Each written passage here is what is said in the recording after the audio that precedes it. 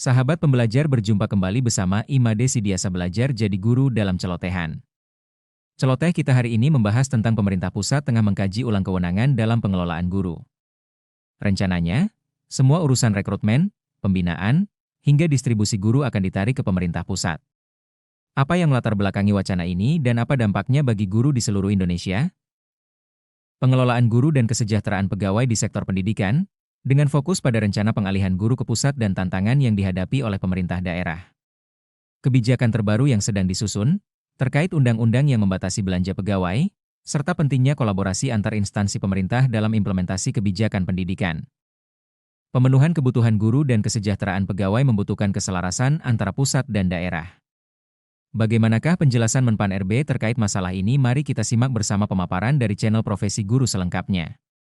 Namun sebelum kita lanjut, bagi sahabat pembelajar yang belum subscribe silahkan subscribe, like, komen dan share channel ini untuk mendapatkan celotehan terupdate. Bagaimana pendapat sahabat pembelajar? Silahkan sampaikan pendapatnya di kolom komentar.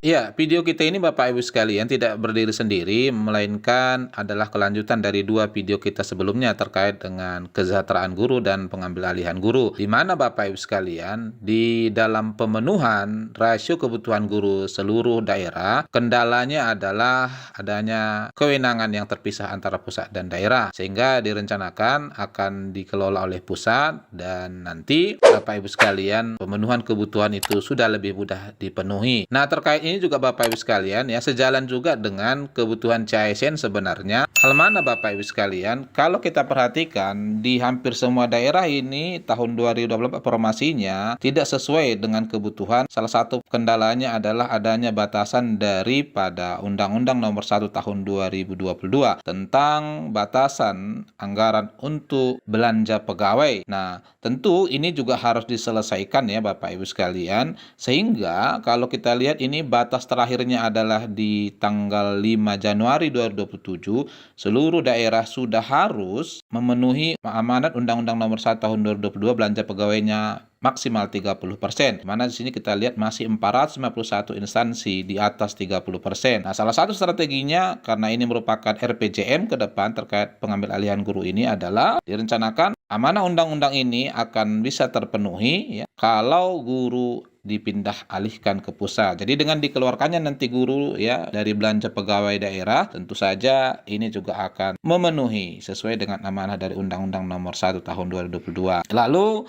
untuk berbagai fakta pendukung sebelumnya kita juga sudah sampaikan bahwa Mendikdasmen sudah secara langsung menyebutkan dalam program RPJM guru itu akan diambil alih oleh pusat. Jangan lupa subscribe, like, komen, dan share.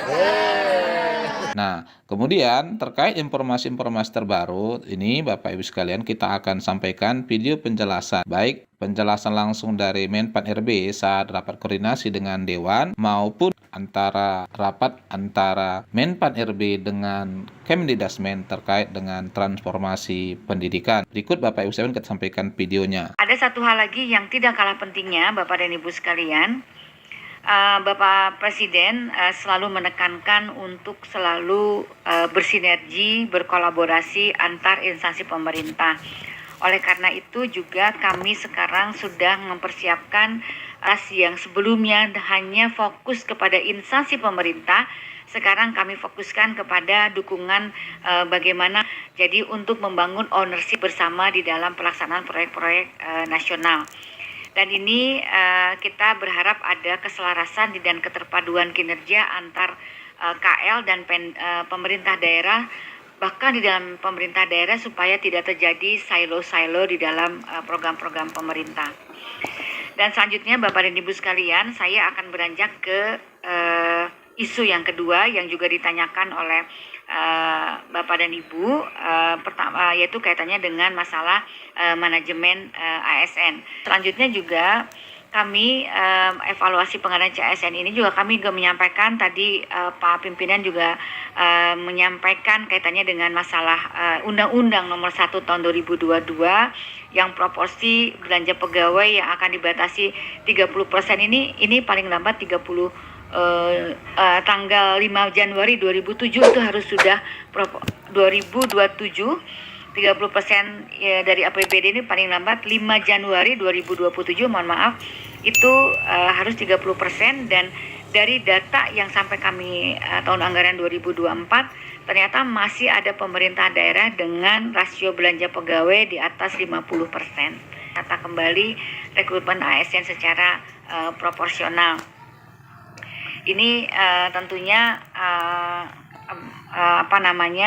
agar pembatasan ini memang agar memastikan belanja birokrasi itu dapat digunakan lebih banyak kepada kesejahteraan. Kemudian kaitannya dengan tadi ada beberapa pertanyaan tentang kesejahteraan dari pegawai, dan ini tentunya termasuk tadi tunjangan kemahalan dan sebagainya. Ini kami sedang tentunya khusus untuk pemerintah daerah itu sangat tergantung dari kemampuan dari pemerintah daerah. Namun kami saat ini sedang menunggu ditandatanganinya RPP Manajemen ASN. Nanti setelah selesai RPP Manajemen ASN, kami akan meneruskan untuk menyusun RPP mengenai kesejahteraan ASN. Dan Pak Pimpinan tadi terakhir Pimpinan tadi mengatakan bahwa ada pembinaan SLP, SLTA. Ini kami juga tentunya ini dengan adanya undang-undang Pemda, saya kemarin bertemu dengan Menteri Dikdasmen, Pak. Mungkin juga nanti perlu ada kebijakan juga tentang mengenai sebaran guru, begitu Pak. Karena tentunya mengenai sebaran guru tadi itu kan tidak sepenuhnya ada di Kementerian Pan-RB, karena kalau Kementerian Pan-RB tentunya hanya menyiapkan sesuai dengan kebutuhan daripada instansi dan data yang ada di Dikdasmen. Jadi menurut saya kalau memang kita ingin menyelesaikan ini, memang tentunya tidak hanya terpaku kepada satu instansi. Itulah supaya ada ownership ada di instansi pemerintah. Jadi mungkin nanti kalau memang nanti undang-undang Pemda akan diinikan, mungkin juga ada persoalan-persoalan lain yang perlu disampaikan, termasuk mengenai masalah sebaran guru tadi yang Bapak telah sampaikan. Lupa like, comment, subscribe, dan share. Guys. Hari ini kita melakukan rapat khusus untuk membahas beberapa hal, terutama kaitannya dengan transformasi yang akan dilakukan di Kementerian Pendidikan, Dasar dan Menengah. Salah satu isunya adalah mengenai masalah pembayaran, dan tentunya juga di dalam diskusi kami juga kami membahas mengenai masalah sumber daya manusia aparatur. Dengan rapat tadi kita sudah ada beberapa kesepakatan untuk kita lakukan selain transformasi lembaga juga lakukan transformasi dari aspek sumber daya manusia aparatur. Membahas beberapa hal yang berkaitan dengan masalah-masalah kepegawaian dan juga reformasi birokrasi, termasuk di dalamnya yang berkaitan dengan persoalan bagaimana tata kelola guru, tata kelola pegawai, dan beberapa hal yang sangat spesifik berkait dengan upaya kami untuk melakukan penataan sistem dan struktur di kementerian. Dan terima kasih pada Bu Menpan yang telah memberikan masukan dan juga dukungan terkait dengan upaya-upaya reformasi struktur dan juga reformasi birokrasi di Kementerian Pendidikan Dasar dan Menengah.